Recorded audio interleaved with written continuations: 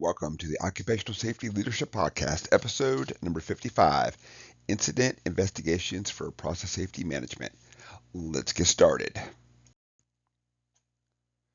In today's episode, this is going to be taken from the Process Safety Management CFR, which is 29 CFR 1910.119.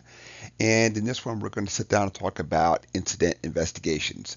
There's a lot of different ways to go through incident investigations, but what we're going to do is sit down and talk about the standard itself, whereas there's a myriad of different ways to sit down and do this. But let's just look at the specifics out here as part of the standard.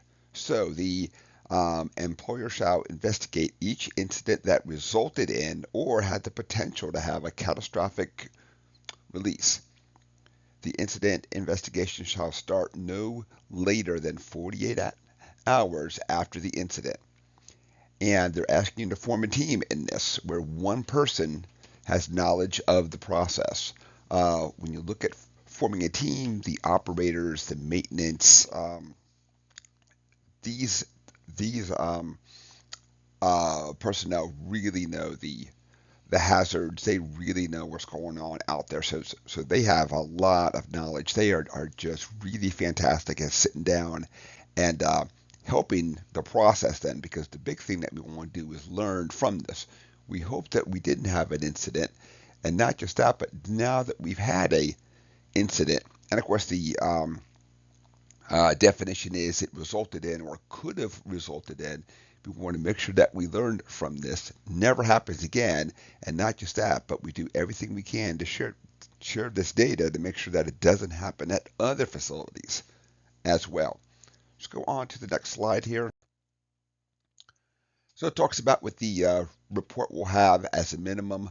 The date is going to have the date, date of the incident, the date that the investigation began, description of the incident, factors that contributed. It's almost never only one thing. There's typically a number of factors out there. So think about an onion. Onion has a lot of layers to it then. So it's typically not only one layer that failed, but there's typically a couple things.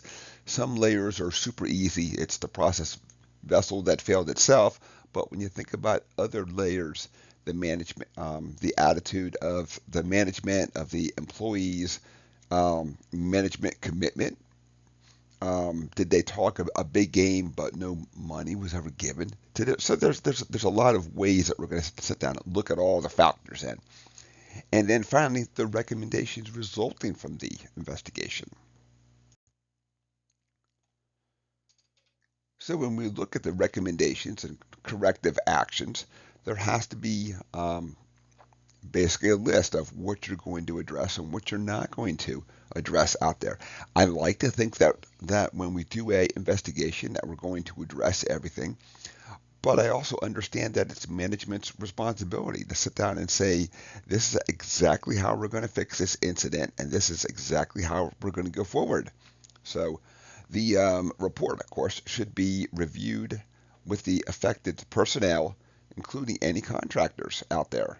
More and more work sites are starting to farm out maintenance as part of this.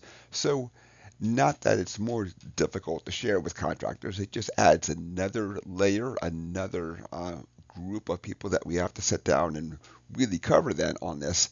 And these again are the true experts out there. So we should be including them in all the decisions that we're doing. And then finally, accident investigations shall be retained for 5 years. For me, I keep all of mine because it's a really nice way of showing here's where we could have had a catastrophic incident, and here's exactly what we did to make sure that we don't have one out there. So it's also a very nice way to get out these lessons learned to your other sites that you have.